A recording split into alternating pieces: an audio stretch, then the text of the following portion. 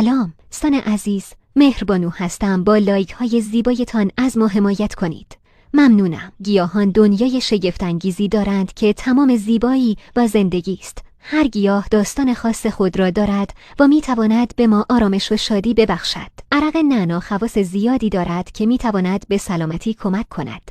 برخی از این خواص عبارتند از: 1. خنک کنندگی. عرق نعنا به خاطر طعم و عطرش در فصل گرما احساس خنکی و تازگی ایجاد می کند. 2. کمک به هضم. این نوشیدنی می تواند به بهبود هضم غذا و کاهش نفخ کمک کند. 3. کاهش سردرد. عرق نعنا ممکن است به تسکین سردرد و میگرن کمک کند. 4. خاصیت ضد عفونی کننده. نعنا دارای خواص ضد عفونی کننده است و می تواند به بهبود سلامت دهان و دندان کمک کند. 5. کاهش استرس. عطر نعنا می تواند به آرامش و کاهش استرس کمک کند.